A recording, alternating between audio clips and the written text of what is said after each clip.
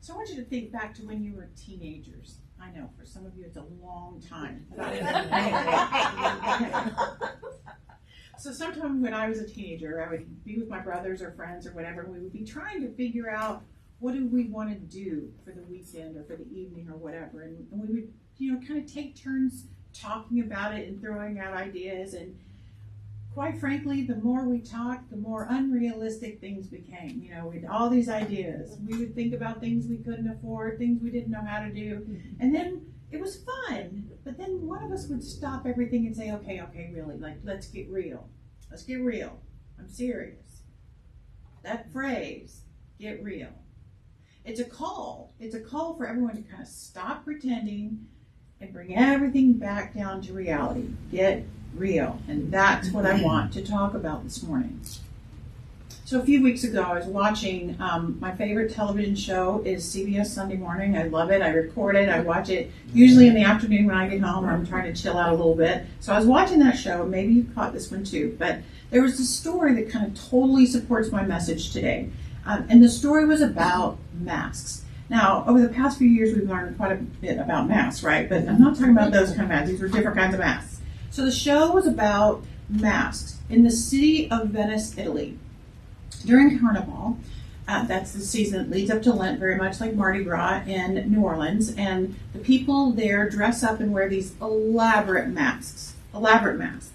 And historic Venetian masks are collectible. You can buy them, and they were really, really popular in like the 1600s and 1700s. And this tradition of mask wearing during that time of year has kind of continued. There were sometimes breaks in it, but even today, during Carnival, there'll be masks. And centuries ago, back when they first became popular, people would wear them a lot. Like sometimes for 6 months out of the year, they would wear a mask. And anytime you went out in public, not just during Carnival season, but anytime. And these masks were worn to disguise your true identity. Like, why would somebody want to disguise their identity? Well, they were used to disguise their social class, their ethnic background, your family ties, who you are really. Anything that set you apart from anyone else, you would wear a mask. And they described it as a way to be anonymous, and it equalized society. There was an intent to conceal your identity. So since no one could tell exactly who you were, you could go to the opera, you could go to parties or whatever, even if you really weren't supposed to be there, because nobody knew who you were. Even those possibilities that weren't really real possibilities for you, you could go because you had this mask on. Masks prevented people from judging each other and gossiping about each other about what they were doing. Masks opened up conversations between people who socially weren't supposed to be talking to each other. And as you can imagine, masks were eventually outlawed. Why? Because of the security risk that they posed and the debauchery, quite frankly, that was allowed to happen because people weren't anonymous. And basically authorities wanted everyone to kind of stay in their socially prescribed lane, so to speak. So 200 years later, in the 1970s, the tradition was recovered. So they've only been back in popularity, 50 years, I guess. Can you believe the 1970s, 50 years ago? Wow, okay. Anyway, so during that special time of the year, they now wear masks again. But if we look back at the habit of wearing masks 400 years ago in Venice, you could put on this identity-hiding mask and move about the city anonymously, going wherever you wanted to go, doing whatever you wanted to do, without anyone really knowing it was you. Maybe you were poor and you wanted to go to kind of a high society event. Maybe you were interested in someone your family really didn't want you to be interested in. So the mask would allow you to go out with who you wanted to go out with without revealing your real identity. Everybody could blend in and fit into whatever scenario you could imagine. Have you ever done that? Have you ever done that? So I have one experience with this, and only one actually. Many years ago, I borrowed from a friend of mine one of those full head masks. They totally conceals who you are. And it was the mask of an old lady. And so I went to a thrift shop and I bought a whole outfit to support this outfit, including gloves and cane and horrid shoes and a purse and a hat, just the whole 9 yards. And I kind of hunched over to hide my height because I'm pretty much reveals who I am because I'm so tall, but I'm hunched over. And so what I did is I was supposed to be at work at 11 o'clock that day, but I went in early. And I went in that costume. It was the most fun thing ever. I would just walk in. I had little peppermints in my purse. So I just walk into people's offices and interrupt whatever was going on and give them candy. And I would kind of hit them with my cane a little bit. And I remember I walked into the president's office and he was in a big meeting. I didn't care. I didn't even knock. I just walked in there. I'm like looking at who it was, and I come in, and I don't say a word. I just, give them out my candy and stuff, and they're like baffled by who this was. So everyone was standing around me, like peering into my little eye holes. Like, could they tell whose eyes it was? Nobody knew who I was. It was so much fun. So then I went back. I snuck into a bathroom and put on my regular clothes and showed up for work at my normal time, like walking in. They're like, you would not believe what happened this morning. They were telling me all these stories. It was hysterical to listen to them describe what I had done. So eventually I told them it was me, and it was just so much fun. And I could have done almost anything in that costume. I could have. I was behaving in ways I would never walk into the president's office and just interrupt a big meeting. I could do whatever I wanted to do. I was accepted because no one knew who I was. I could be mischievous or whatever, a bit over the top, but it was fun. So great stories, Laine, but what does that have to do with anything, right? So as we're cultivating authenticity this month, I want to talk about the idea that we unmask ourselves to reveal our realness. Or as my teenage self would say, get real, people, get real, right? So it may be fun to wear a mask at Mardi Gras or even Halloween. It may be good to wear a mask to protect your health too, and those are really good reasons to put on a mask. But when we wear a mask to keep our hearts and emotions safe, these masks serve a purpose until they don't. So while we put on the mask to protect ourselves for a while, eventually the mask can be very harmful to our souls, and that's what I'm here to talk about today. So, as I said, we may have reasonable purposes of wearing a mask, and we've all done it from time to time. As one example, a lot of us hide our emotions by wearing a mask. While inside, we might feel scared or uncertain or insecure, we can mask those feelings with a sense of confidence and assuredness, especially when we're with our boss, our coworkers, or other people that have big expectations of us. We'll pretend to be stronger than we are or more confident than we are. So we pull on this mask of perfection in order to hide our big feelings of vulnerability. We don't like to be vulnerable, and a disguise helps, doesn't it? And we're not alone. Animals actually have a way of masking too. Animals can hide in plain sight, just like we can hide in plain sight.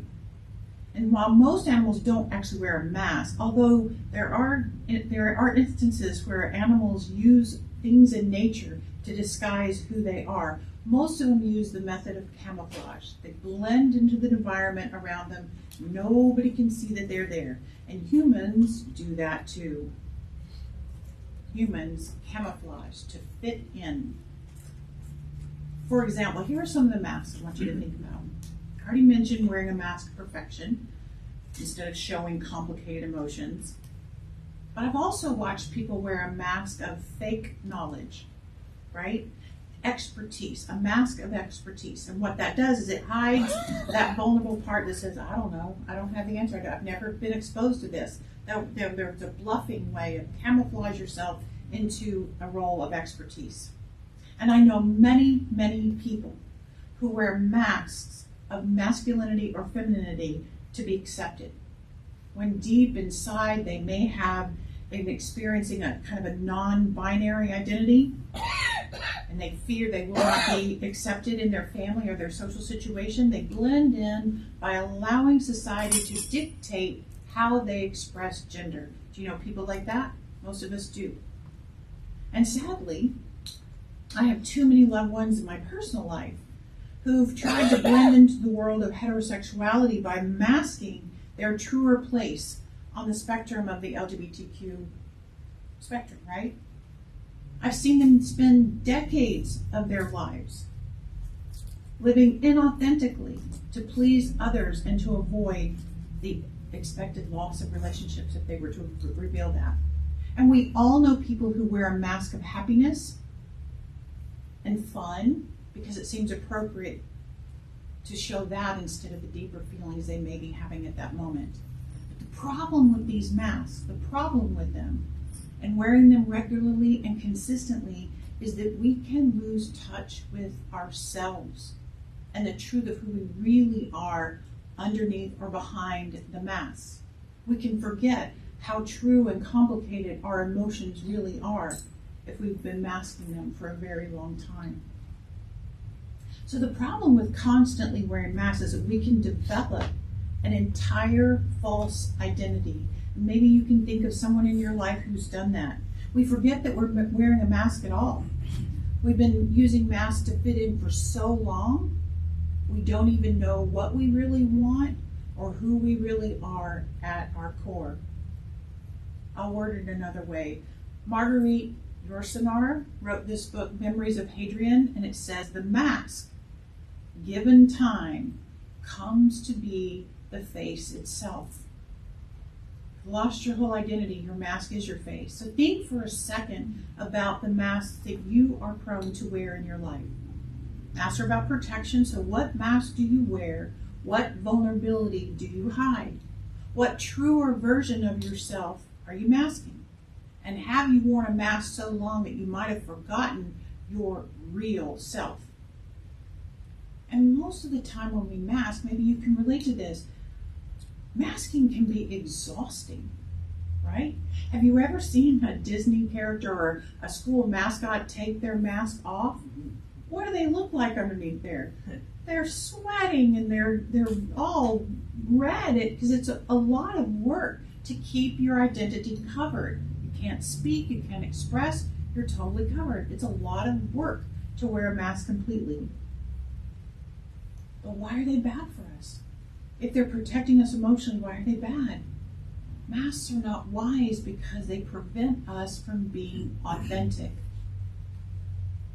Masks are unhealthy for us because we cannot trust the relationships we have developed while we're wearing the mask. And this is really, really important. If you are having a relationship and you're masked, you don't trust that relationship because if they knew you behind the mask, they might not love you. And so masking prevents real relationships from forming. They block the flow of light in and out of us. Mask keeps us trapped in the false belief that we're somehow unlovable, unacceptable, unworthy, that parts of ourselves that we find unattractive would prevent us from being loved. Masks hide us from our spiritual truth, period. In The Billionaire Buddha, Jane Monica Jones wrote, ironically, when we own the shadow aspects of ourselves and put down our masks, this is when we become truly lovable. Because think about it. Think about how you feel when you sense someone else is wearing a mask. They're masking what they're truly feeling or thinking. You can kind of sense it. Your gut's telling you this person isn't being real. And it's very confusing, actually.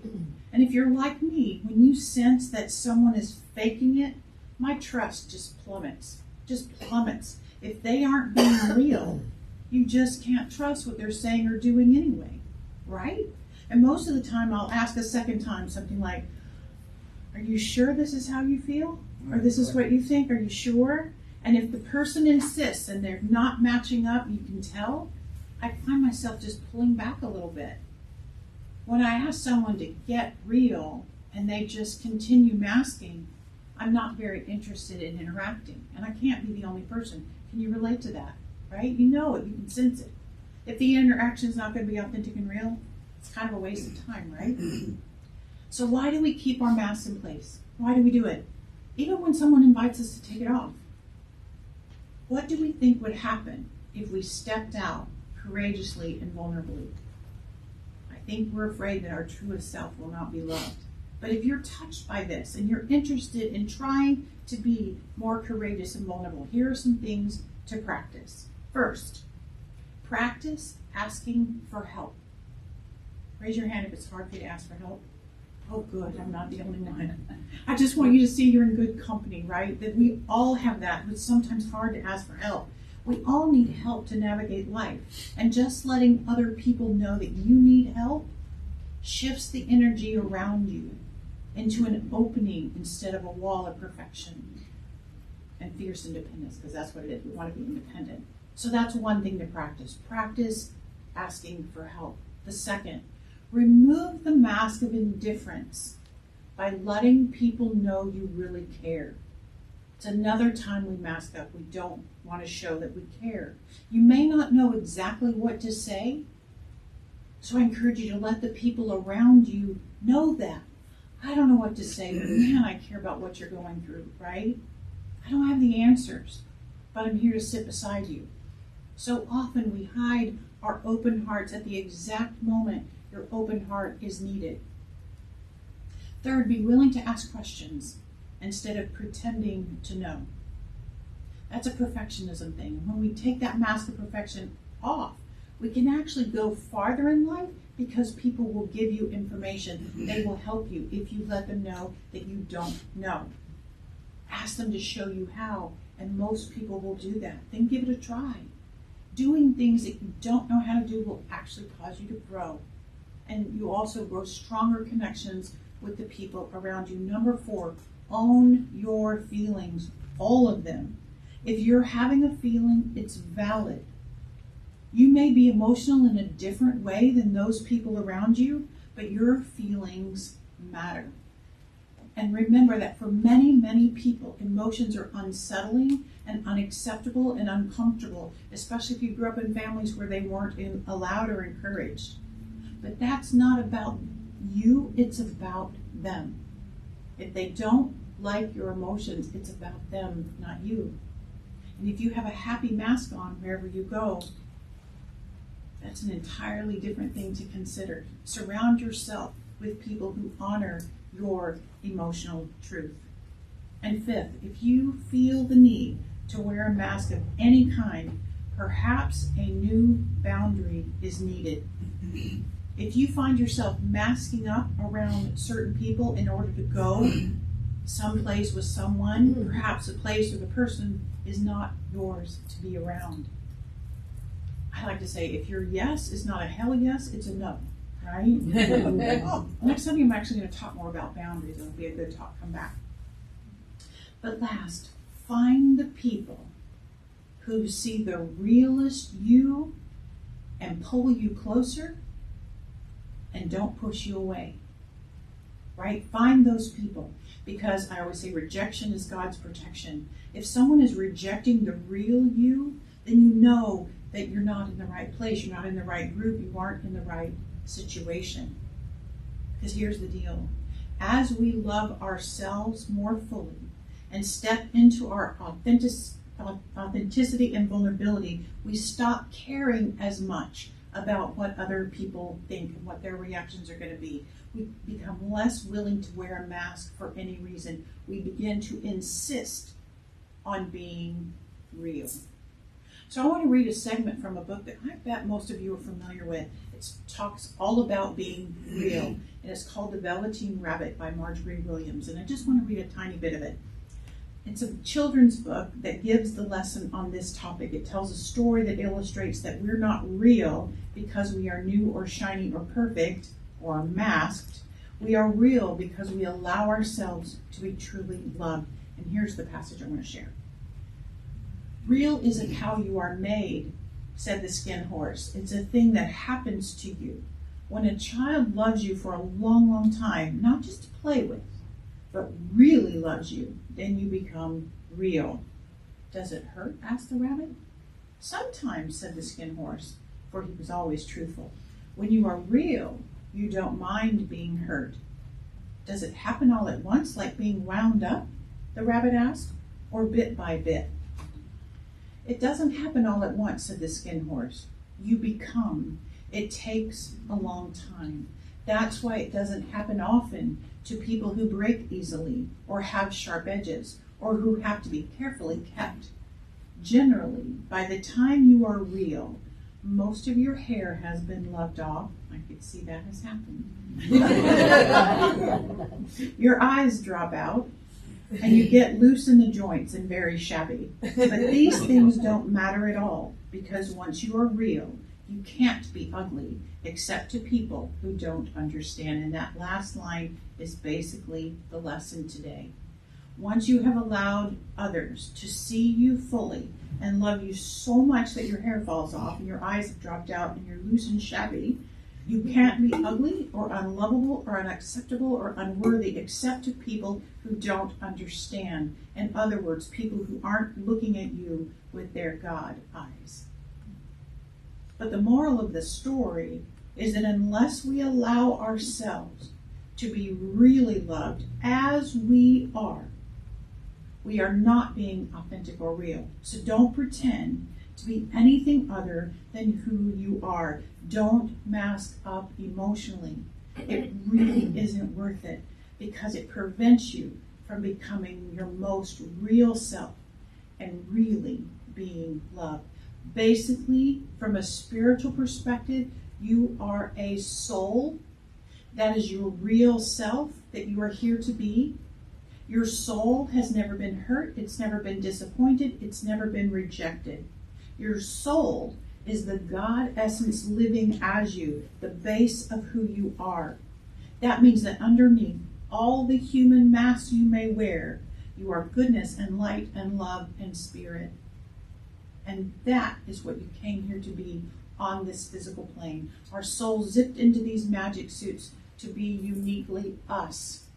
Our personalities and our preferences and our qualities and our emotions are given to us to allow our light to shine through, unmask, and let those things be seen and loved and real. And I want to close with a poem that I read in April of 2020, actually. Think about April of 2020. We were talking about masks a lot.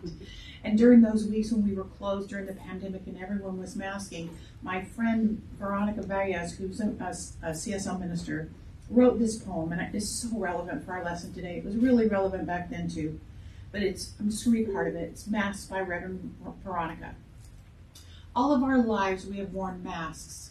The mask of courage hiding fear. The mask of toughness when we are feeling overwhelmed. The mask of bullshitting people when we are really uncertain. The mask of being headstrong when in fact we are lost and confused.